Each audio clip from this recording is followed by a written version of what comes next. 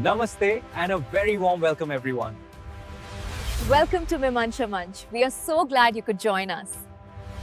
Let's just dive right into one of the most uncomfortable questions out there. Can you actually put a price tag on a human life? You might be surprised to hear that the answer is kinda yes, and it happens a lot more often than you think. So to get a feel for this, let's go back in time. It's the 1970s, and a major car company has a problem, a dangerous defect in one of their cars. They run the numbers to decide if they should fix it, and to do that they had to calculate what it would cost them if people died. So what was that number? What was the price they put on a life? $200,000. That's it. That was the value they assigned to a person. And you're probably thinking, how on earth could anyone land on a number like that? What could possibly be the justification? Well, believe it or not, that number wasn't just pulled out of a hat. It came from a very specific, very influential way of thinking about right and wrong.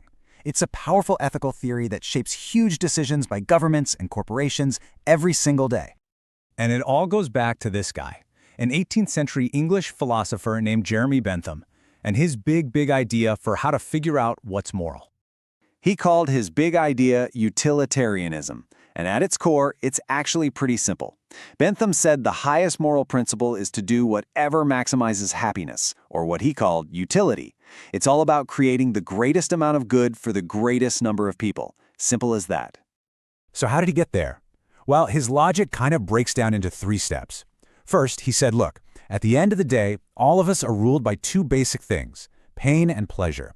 They're our sovereign masters. Second, if that's true, then any moral system that wants to be taken seriously has to start there. And third, that leads to a clear conclusion. The right thing to do is whatever tips the scales toward the most happiness and the least suffering for everyone, all told. Okay, so that's the theory. It sounds pretty reasonable, right? But what happens when you take this idea out of the philosophy classroom and apply it to the messy, complicated real world? Well, this is where we get back to putting a price tag on life. See, in the modern world, Bentham's logic goes by a different name, one you've definitely heard before, cost-benefit analysis. This isn't some dusty old idea. It's a tool used all the time to make policy. You just add up all the pros of a decision, subtract all the cons, and whichever option gives you the biggest positive number is the right one to choose. Seems logical, right? Well, it gets complicated. Let's look at a real-world case. In the Czech Republic, the tobacco giant Philip Morris actually paid for a cost-benefit analysis of smoking's effect on the national budget. The results were, well, they were pretty grim. The study found that the government actually saved money when its citizens smoked. How? Sure, there was tax revenue, but the report also coldly listed the financial benefits of people dying early. Huge savings on healthcare, pensions, and housing for the elderly. And this is the exact same logic that was used by that car company I mentioned at the start, Ford. Back in the 70s, they knew their Pinto had a fuel tank that could explode in a crash, so they did a cost-benefit analysis. Just look at this math. The cost to add an $11 part to fix every car came out to $137 million. But the benefit of not fixing it? Well, they projected 180 deaths at $200,000 each, plus some injuries and torched cars. The grand total came to only $49.5 million. The calculation made it clear. It was cheaper to let people burn. And there it is again, that number, $200,000, a price tag on a life, arrived at through a pure cost-benefit utilitarian calculation. Now, when this memo came out in a lawsuit, you can imagine people were absolutely horrified. And that gut reaction of horror gets us right to the core problems with this way of thinking.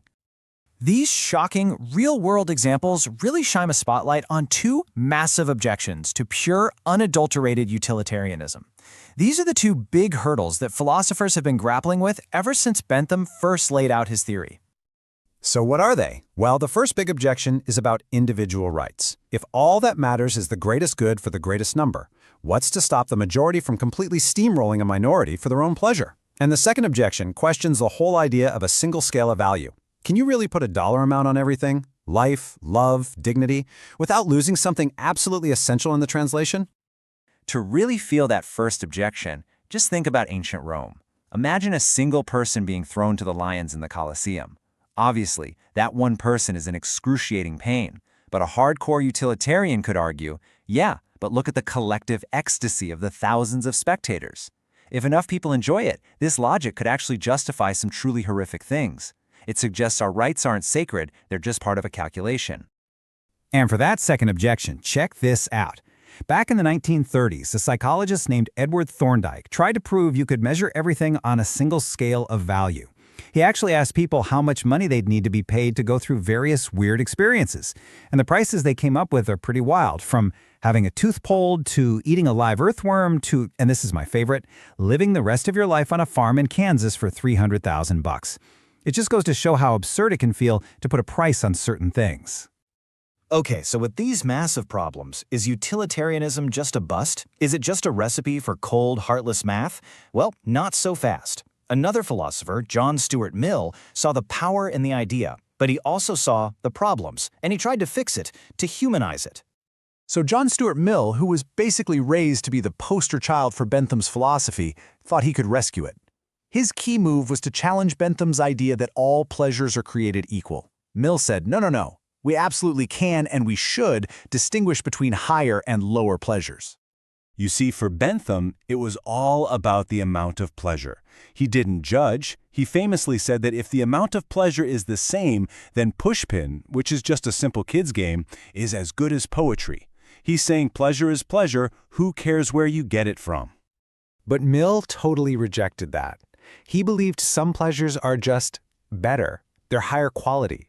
And his famous quote nails it. It is better to be a human being dissatisfied than a pig satisfied. Better to be Socrates dissatisfied than a fool satisfied. What he means is that the pleasures that use our higher human abilities, like reason and reflection, are way more valuable than just basic, animalistic ones. And here's a perfect modern example of what Mill was talking about. In an experiment, students were shown clips of Shakespeare and then a clip from The Simpsons. When they were asked which one they found more enjoyable, The Simpsons won by a landslide. But when they were asked which they considered the higher pleasure, the vote flipped overwhelmingly to Shakespeare. We just know there's a difference, even if we'd rather watch cartoons. So how do we know for sure which pleasures are higher? Well, Mill had a test for that. He said the only person who can judge between two pleasures is someone who has experienced both of them. If you've both read Shakespeare and watched The Simpsons, you're qualified to say which is the higher experience. The pig, on the other hand, can't really weigh in on Socrates. Okay, so Mill's updated version of utilitarianism definitely feels more human. It tries to make room for things like dignity and higher values, but did he really fix the core problems? Especially that huge one about individual rights. Mill gave it his best shot.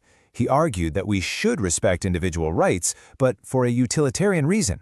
He said that in the long run, protecting people's liberty actually makes everyone in society happier and better off.